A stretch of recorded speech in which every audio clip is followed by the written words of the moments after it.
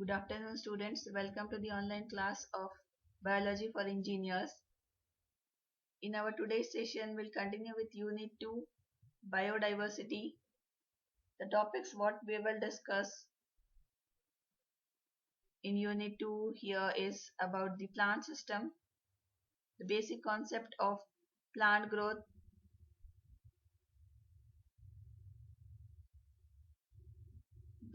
here. Growth is one of the important characteristics of all living organisms. What is growth? It can be defined as the increase in size of the plants or its different parts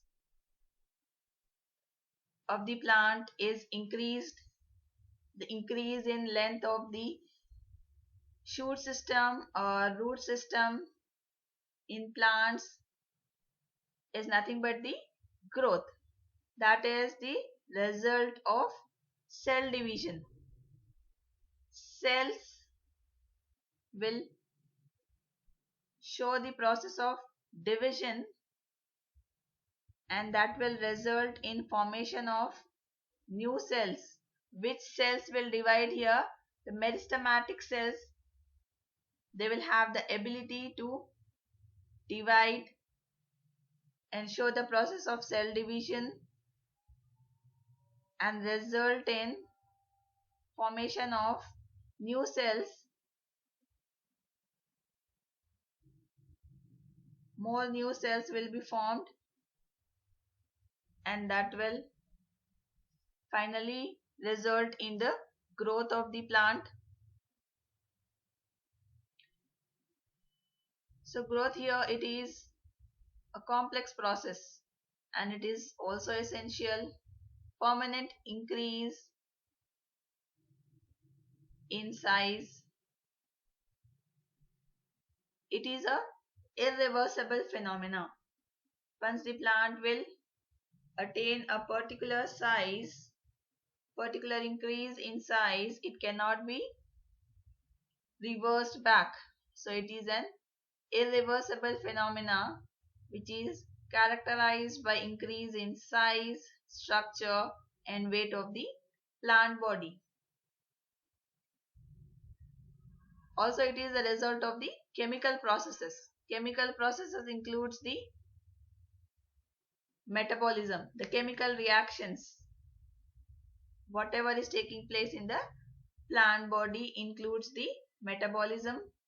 Metabolism will involve both anabolic changes and catabolic changes.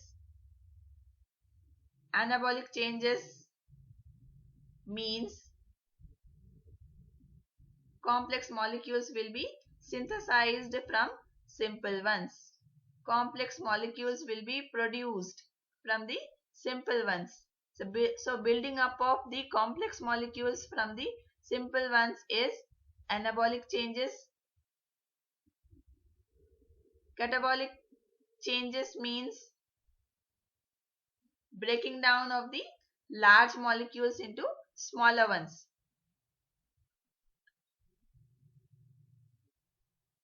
So larger molecules will be broken down into smaller ones in the catabolic changes. And in the anabolic changes, complex molecules will be synthesized from the simple ones. So anabolic changes in the plant is exceeding the catabolic changes. So more constructive process is taking place. Anabolic changes is nothing but constructive process. More constructive process or synthesis of complex molecules is taking place more than the destructive process. Nothing but the catabolic ones. Destructive process is less and constructive process is more. That is resulting in the plant growth.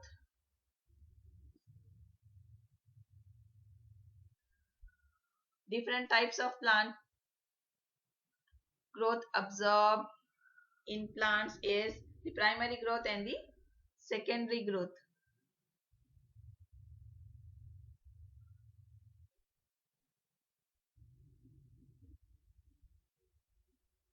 unlimited growth, limited growth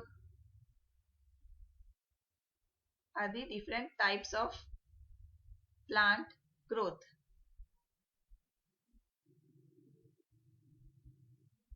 When we talk about the primary and secondary growth here, primary growth will involve the cell division at the tip of the root and shoot system. The growth taking place at the tips of the root and shoot is nothing but the primary growth. Secondary growth is the growth involving the increase in stem thickness.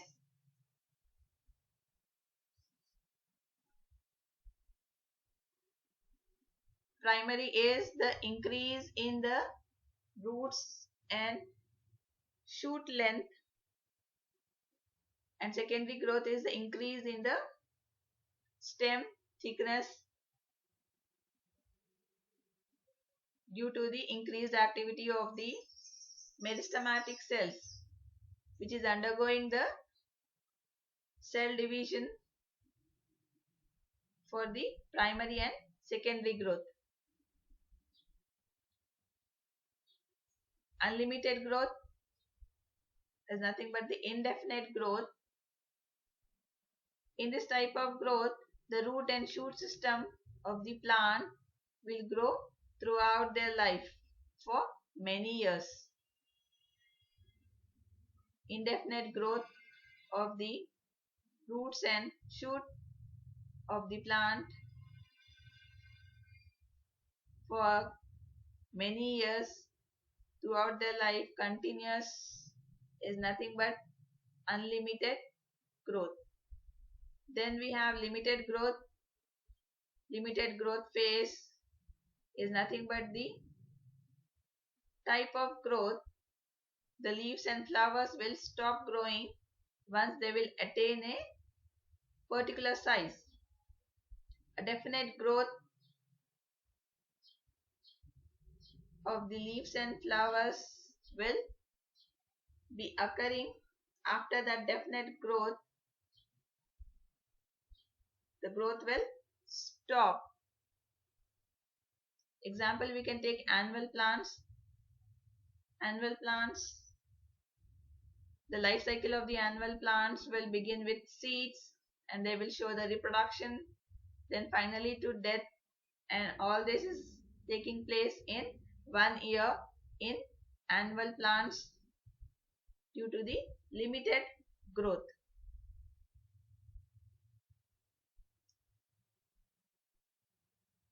Then growth seen in any organ of a plant is divided into 3 phases here. The formative phase, then elongation phase and maturation phase. The period of growth is generally divided into 3 phases.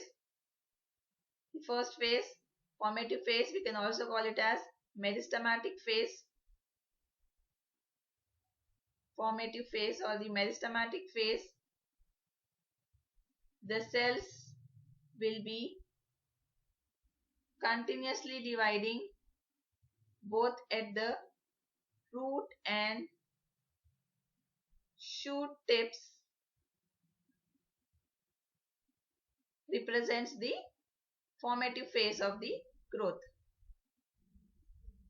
Formative phase is nothing but the growth which is taking place at the tips of the root and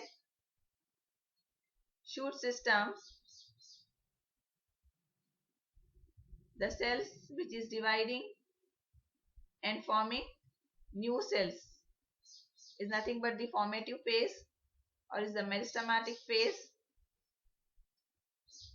Then we have elongation phase, enlargement phase. Elongation is nothing but the enlargement phase of the cells.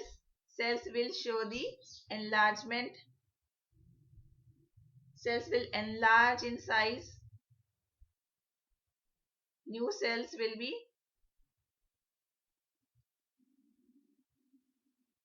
showing the process of increasing in size on the enlargement of size. Then we have maturation phase. Cells will attain the maturity and maximum size of the cell will be reached in the maturation phase. Next we have the conditions necessary for plant growth. Plant growth is dependent on the protoplasm.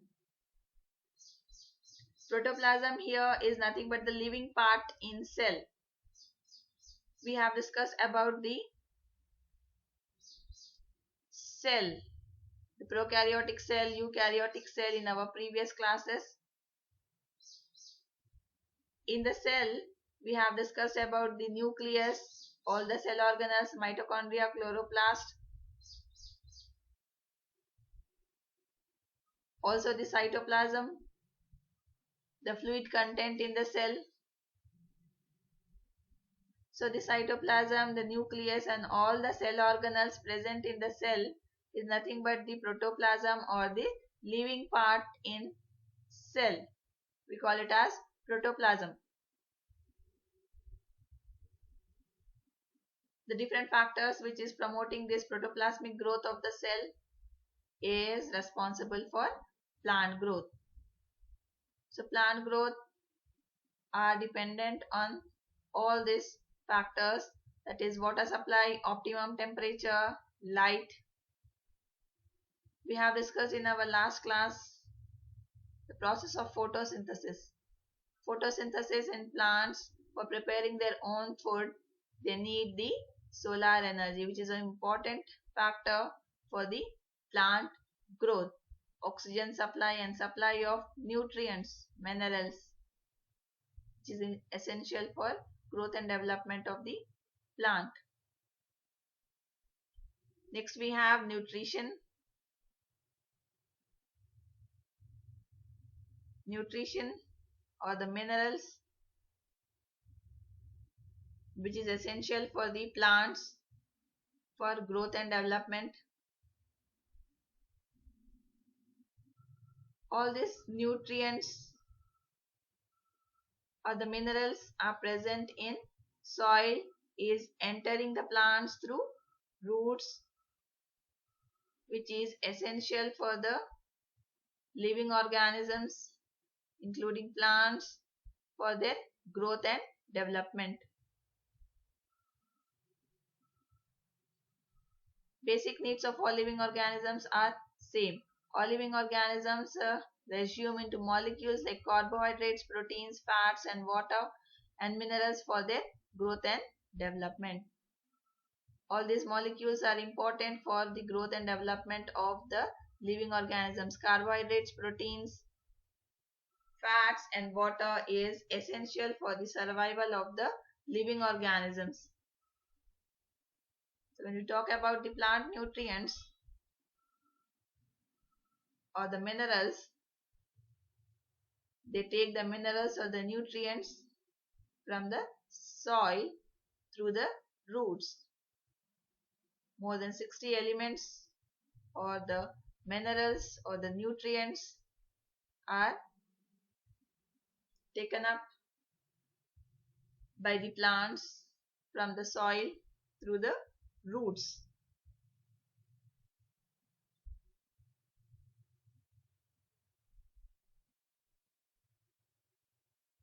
This is about the criteria for essentiality of the nutrition or the elements or the minerals for the plants. Essential mineral elements or the nutrition which is taken up by the plants. Elements must be absolutely necessary for supporting the normal growth and reproduction. In the absence of the elements, and plant do not complete their life cycle. The minerals or the elements, it is necessary for the normal growth and reproduction. If the minerals or the elements or the nutrients is not taken up, then the plant will not complete their life cycle.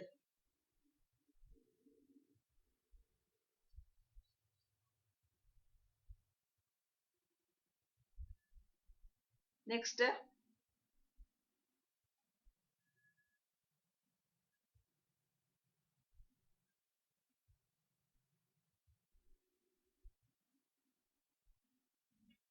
the elements, minerals requirement is not replaceable by another element,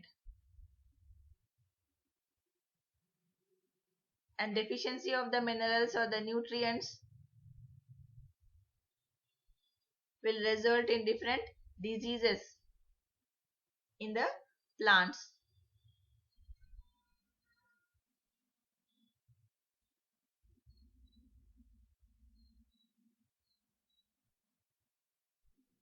Elements in the plants or the minerals or the nutritions is classified into two types here: macronutrients and micronutrients.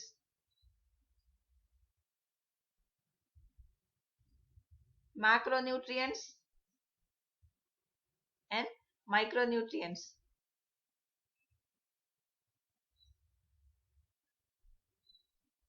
Macronutrients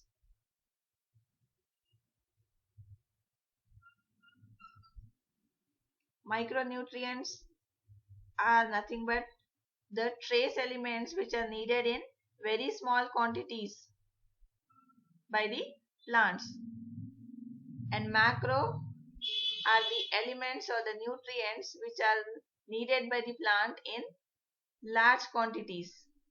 Macro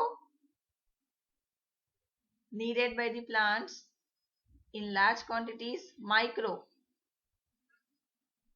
trace elements which are needed by the plant in small amounts is micronutrients.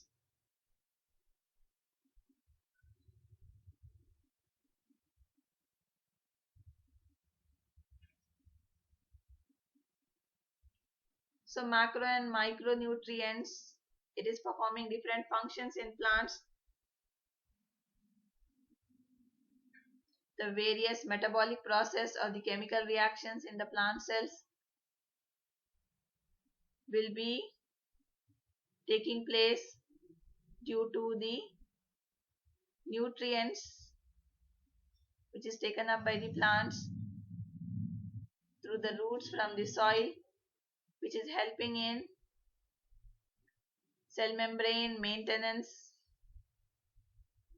osmotic concentration of the cell, electron transports, enzymatic activity, different several functions in the plants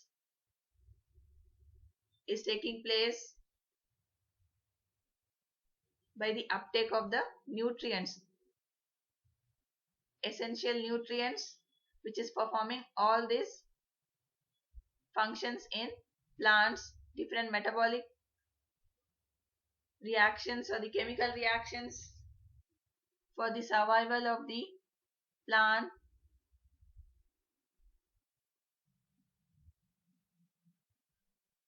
They need these nutrients like nitrogen, phosphorus, potassium, calcium. The important nutrients are mentioned here. Nitrogen, it is essential mineral nutrient required by the plant in greatest amount. We have discussed nitrogen is important for the plant growth and development. It is the essential nutrient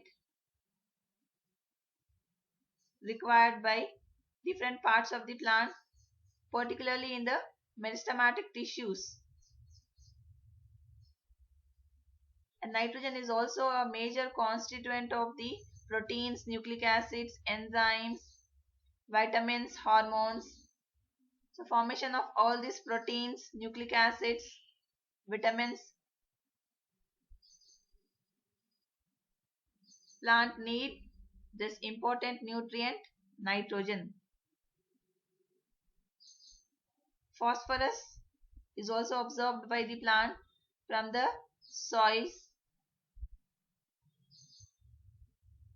Phosphorus is needed by the plant as it is a main constituent of the cell membranes, proteins, nucleic acids. Proteins, nucleic acids is important for the survival growth of the plant. So phosphorus is an important nutrient which is helping in different metabolic reactions or the chemical reactions in the plants. Next we have potassium. It is also required in large quantities by the plants for forming different tissues, and it is also required at the root tips. It is also required for the formation of the leaves, buds, meristematic cells, and potassium is helping in protein synthesis, opening and closing of the stomata. The stomata, the small pores on the leaves, which will help in exchange of gases. They take up carbon dioxide during the process of photosynthesis. By this opening and closing of the stomata, which is helped by this important nutrient, that is potassium. Next we have calcium. Calcium is also taken up by the plant from the soil in the form of calcium ions. Calcium is also required by the plant for the synthesis of the cell wall during the cell division, and it is also accumulating in older leaves. It is also playing an important role in photosynthesis. Calcium. It is also helping in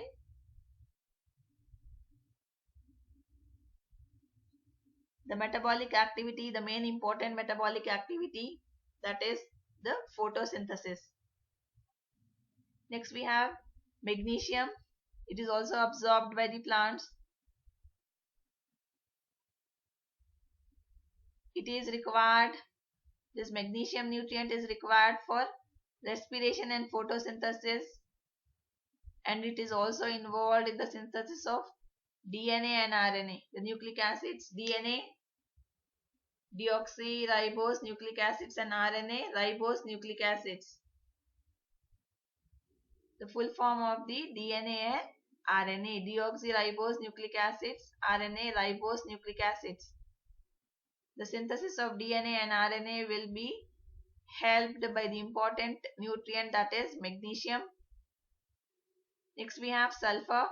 Sulfur will be absorbed by the plants in the form of sulfate ions. It is also important for different activities in the plants, like it is helping in protein structure, the formation of proteins, different proteins, which is important for plant growth and development. The structures of the proteins will be formed by the help of this sulfur. Then we have iron. Iron will be taken up by the plants in the form of ferric ions. Ferric. Iron is required in larger amounts compared to other micronutrients. It is essential for the formation of chlorophyll. Iron in the chloroplast. The chloroplast is a cell organelle which is helping in photosynthesis. In the chloroplast will have a pigment called chlorophyll. That chlorophyll formation will be taken up, or it will be formed by the help of the important nutrient iron. Then we have manganese. The function of manganese nutrient, here it will activate the many enzymes which is helping in photosynthesis, respiration process. In the process of photosynthesis, the function of this manganese here is it will split the water molecule. During the process of photosynthesis, the plants will take up water and they will liberate the oxygen. So this oxygen liberation and splitting of water molecules will be done by the nutrient, that is manganese. Then zinc, plants will obtain zinc for different activities needed for the synthesis of the growth enzymes like auxin. Then we have copper. Copper is also essential for the overall development or the metabolism of the plants. Boron, it is required for the germination of the pollen grains. Then molybdenum, different metabolic activities, enzyme activities will be taken up by the help of the nutrient molybdenum. Then chlorine,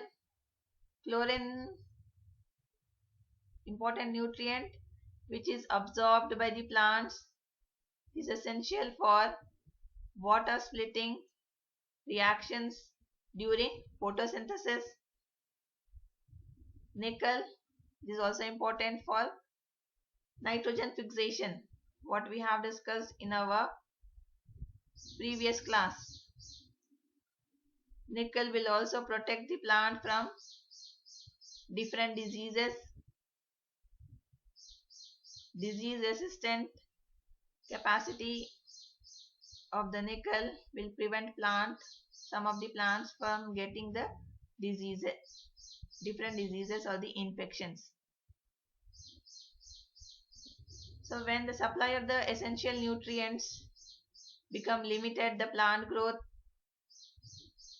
will be stopped. All these nutrients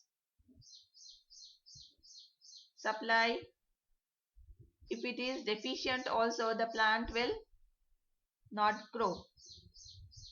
So all these nutrients are important for growth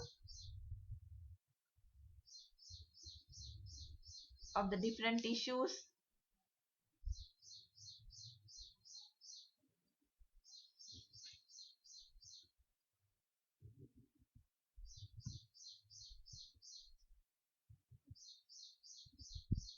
So in today's session we have discussed about the plant system, basic concept of plant growth we have seen, and we have seen the different types of growth, and we have discussed about the conditions necessary for plant growth, and we have seen the nutrition process, essential nutrients taken up by the plants.